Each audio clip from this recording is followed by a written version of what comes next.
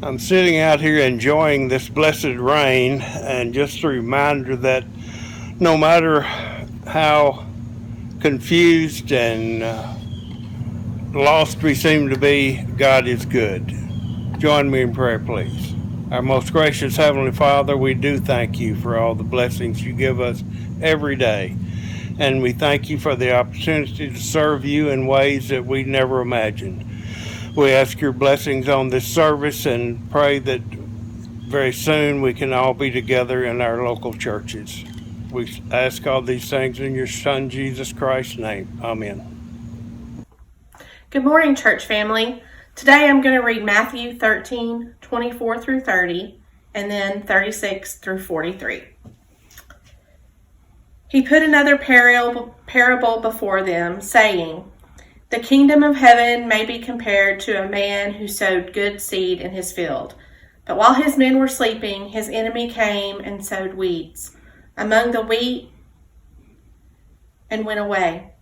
So when the plants came up and bore grain, then the weeds appeared also. And the servants of the master of the house came and said to him, 'Master, did you not sow good seed in your field? How then does it have weeds?' And he said to them, 'An enemy has done this.' So the servants said to him, 'Then do you want us to go and gather them?' But he said, 'No, lest in gathering the weeds you root up the wheat along with them. Let both grow together until the harvest. And at harvest time I will tell the reapers, gather the weeds first and bind them in bundles to be burned, but gather the wheat into my barn.' Then he left the crowds and went into the house. And his disciples came to him crying, 'Explain to us the parable of the weeds of the field.' And Jesus answered, 'The one who sows the good seed is the Son of Man. The field is the world, and the good seed is the sons of the kingdom. The weeds are the sons of the evil one, and the enemy who sowed them is the devil. The harvest is the end of the age, and the reapers are angels. Just as weeds are gathered and burned with fire, so will it be at the end of the age. The Son of Man will send his angels, and they will gather out of his kingdom all causes of sin and all lawbreakers, and throw them into the fiery furnace. In that place there will be weeping and gnashing of teeth. Then the righteous will shine like the sun in the kingdom of their Father. He who has ears, let him hear." All-inspiring God, we gather together to praise you for your tender compassion and care of needy people. Come, all who seek the Lord God, offer your prayers. Listening, God, we gather to revere and honor your supportive concern for people who cry to you for help. Come, all who seek the Lord God, offer your praise. People of every nation are called to gather together to worship God in thankfulness for God's loving mercies. Come, all who seek the Lord God, offer your worship. Amen. Amen.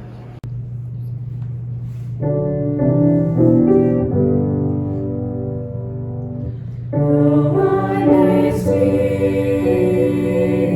with greatest power and have the gift to all inspire,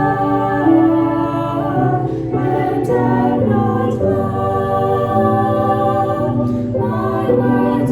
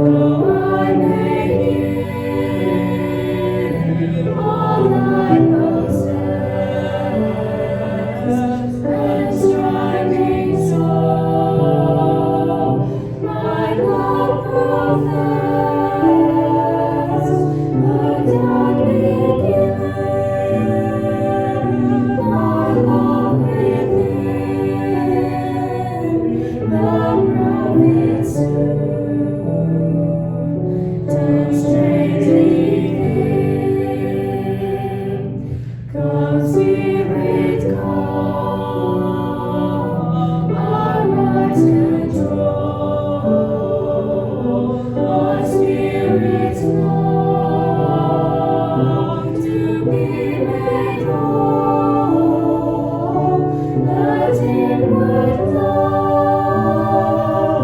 guide every day. By this we worship and are free.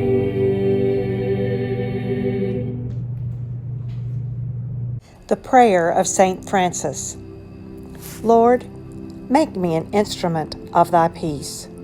Where there is hatred, let me sow love. Where there is injury, pardon. Where there is doubt, faith. Where there is despair, hope. Where there is darkness, light. And where there is sadness, joy.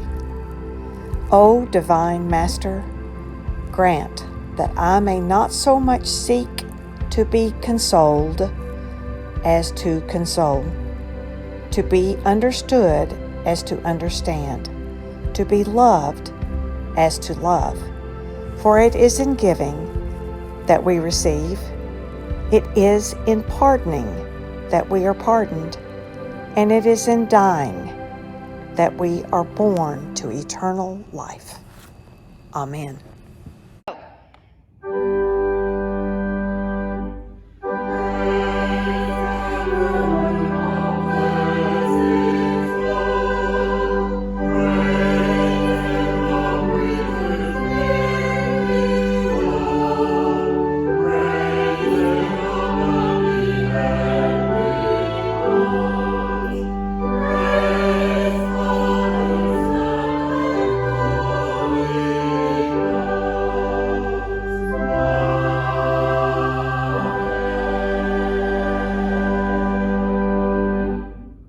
I'm reading Psalm 143 on page 856.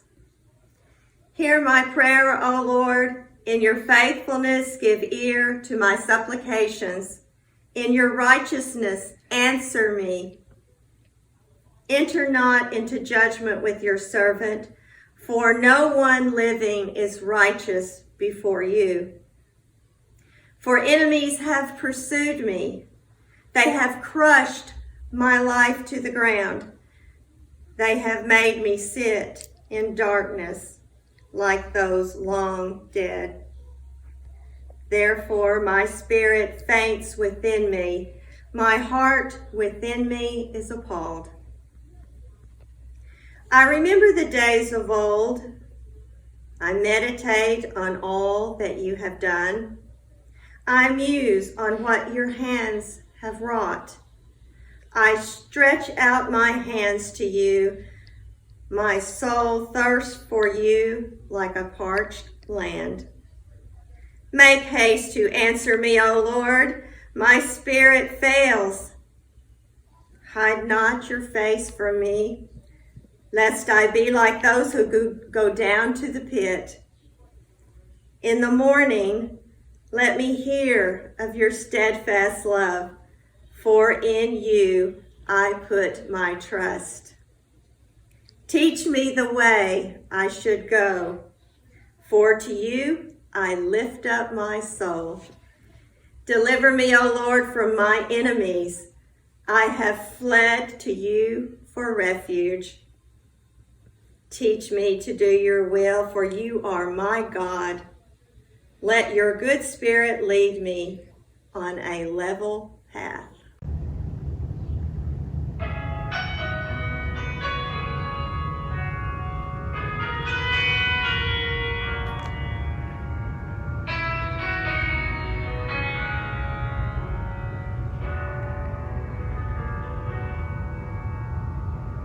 We pray for blessings, we pray for peace, comfort for family, protection while we sleep. We pray for healing, for prosperity. We pray for your mighty hand to ease our suffering, and all the while you hear each spoken need. Yet love is way too much to give us lesser things. 'Cause what if your blessings come through raindrops? What if your healing comes through tears?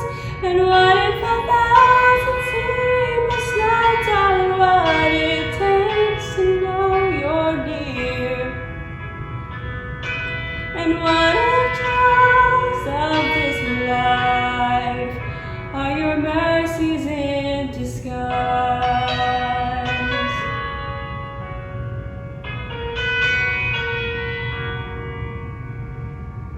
We pray for wisdom, your voice to hear. We cry in anger when we cannot feel you near. We doubt your goodness, we doubt your love, as if every promise from your word is not enough. And all the while you hear each desperate plea. But love is way too much to give us lesser things. 'Cause what if your blessings come through raindrops? What if your healing comes through tears? And what if 1,000 sleepless nights are what it takes to know you're near? And what if trials of this life are your mercies in disguise? When friends betray us, when darkness seems to win, we know the pain reminds his heart. This is not our home.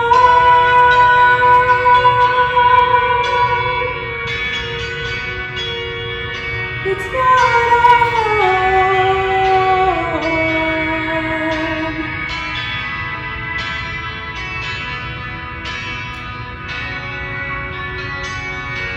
'Cause what if your blessings come through raindrops? What if your healing comes through tears? And what if 1,000 sleepless nights are what it takes to know you're near? And what if my greatest disappointment, or the aching of this life, is the revealing of the greater things this world can't satisfy? And what if trials of this life, the rain, the storms, the hardest nights, are your mercies in disguise?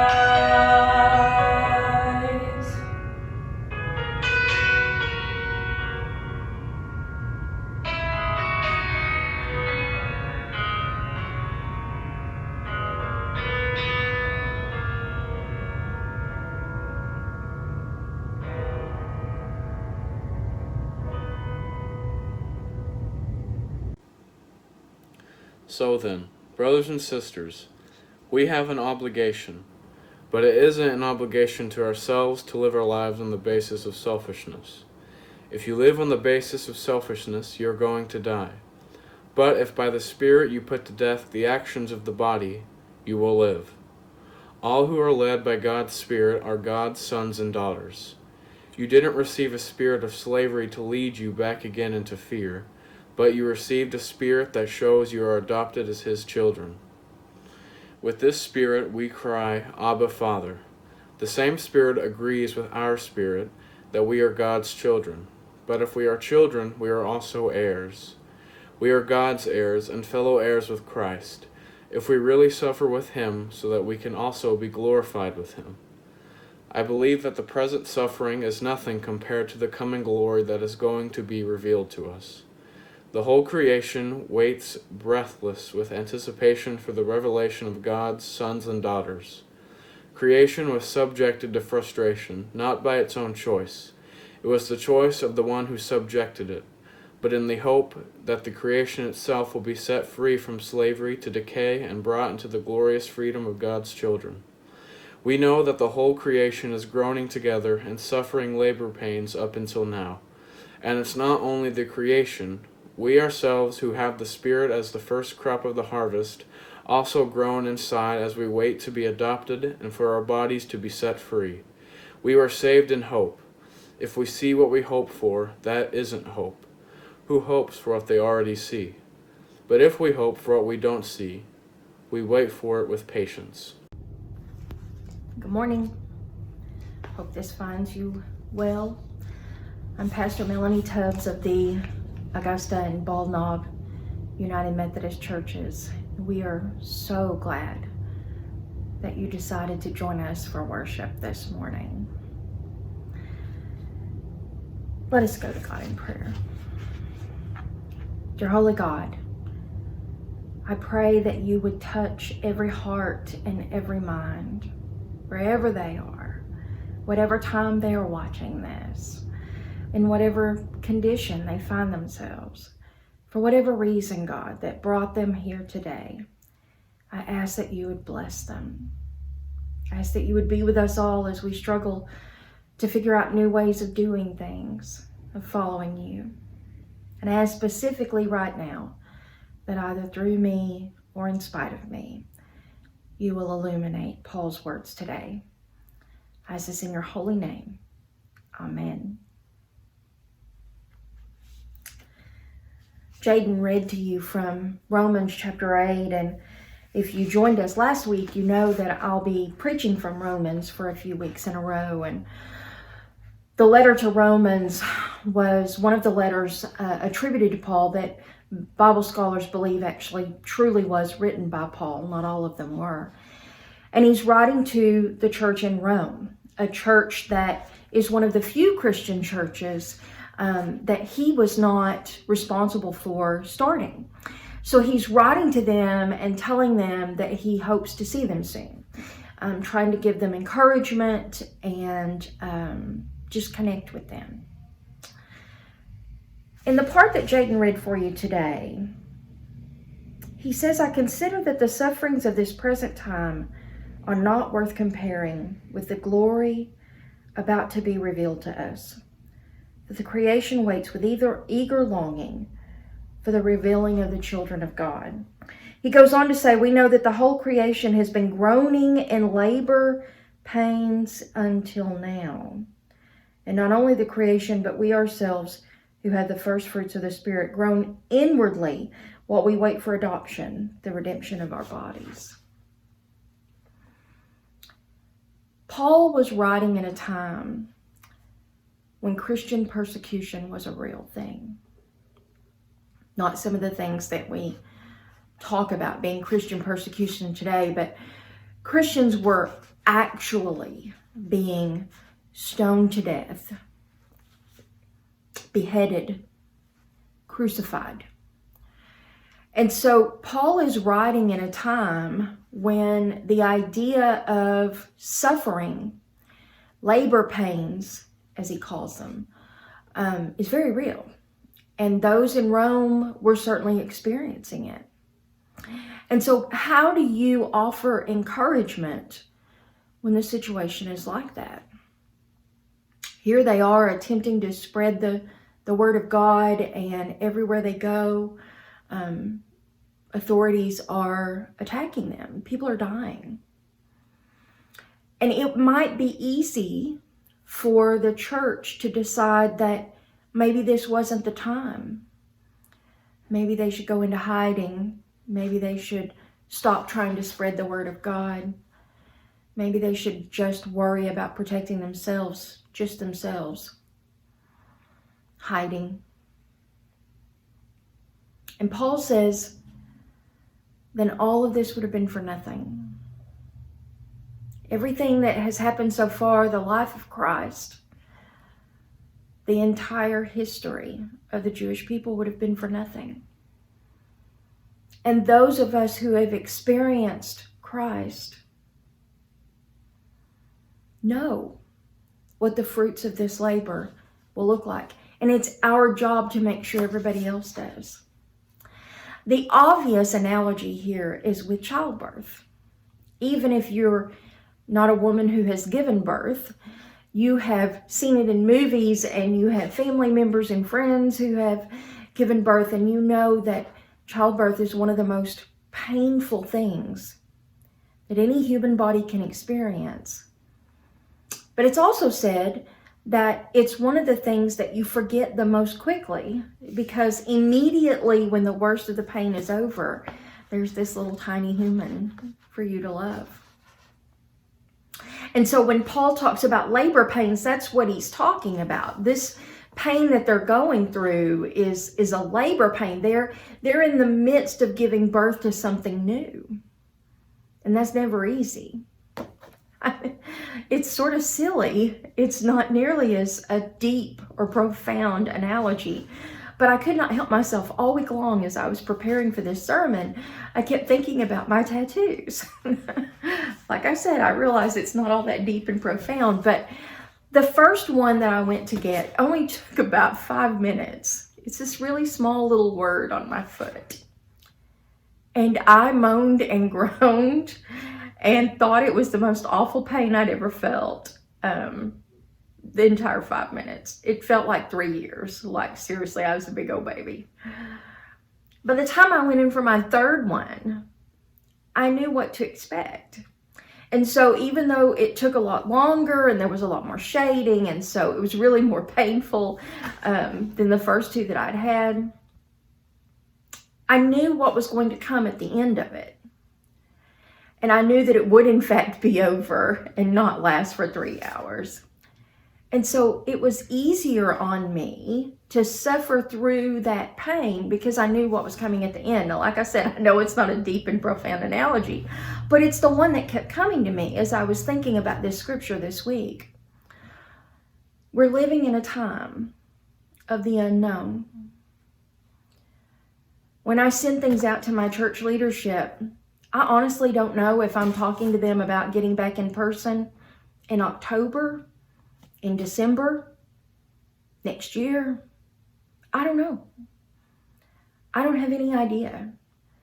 It's like we don't know from one day to the next what kind of world we're going to wake up in.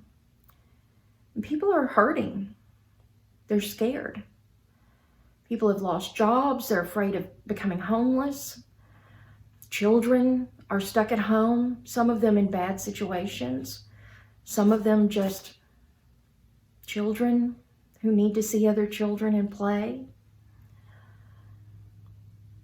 We're living in a situation that is so unheard of and we're so unprepared for that literally people are considering sending their children back to in-person school simply for the reason that they need the daycare and they have no other choice. It's a scary time. In church, we don't know who's watching, who's joining us. How do we get people to go from just watching a video on Facebook to joining us for Sunday school through Zoom, or through joining us for communion, or helping with the food pantry? How do we connect people in a way and through methods and mediums that we've never had to use before? But I keep thinking about Paul's words. This is just for a time. These are just the labor pains. The question for us is, what are we creating? What are we birthing? What new thing are we making sure is on the other side of this? Are we going to make sure that it has purpose? Are we going to have learned from it and grown from it? Is our relationship with God going to be deeper from it?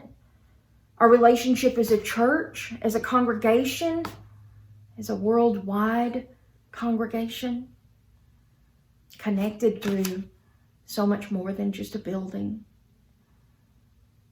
What are we laboring for? And how are you contributing to the new creation? May you be blessed. May you always remember that your pastor loves you. In the name of the Father, and the Son, and the Holy Spirit. Amen.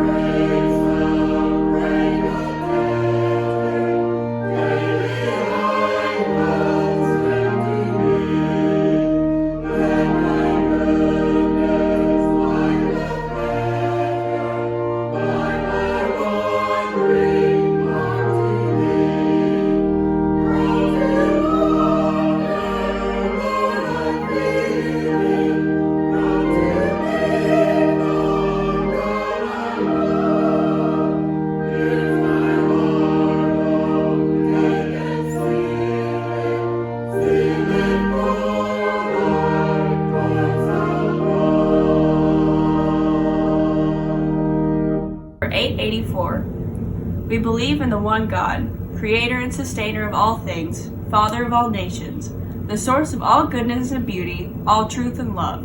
We believe in Jesus Christ, God manifest in the flesh, our teacher, example, and redeemer, the Savior of the world. We believe in the Holy Spirit, God present with us for guidance, for comfort, and for strength. We believe in the forgiveness of sins, in the life of love and prayer, and in grace equal to every need.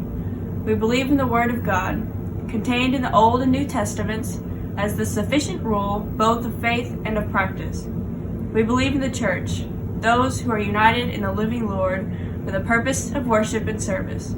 We believe in the reign of God, as the divine will realized in human society, and in the family of God, where we are all brothers and sisters. We believe in the final triumph of righteousness, and in the life everlasting. Amen.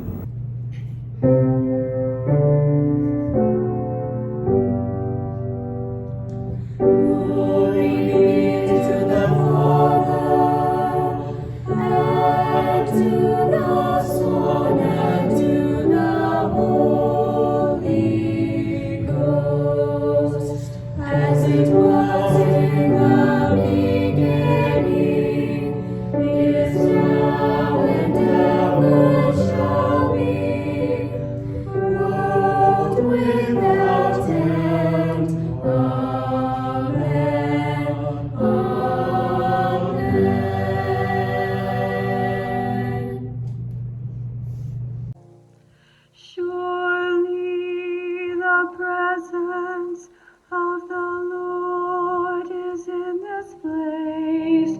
I can feel His mighty power and His grace.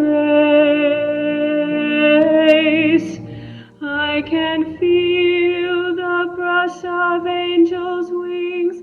I see glory on each face. Surely the presence of the Lord is in this place. Bye guys, love you.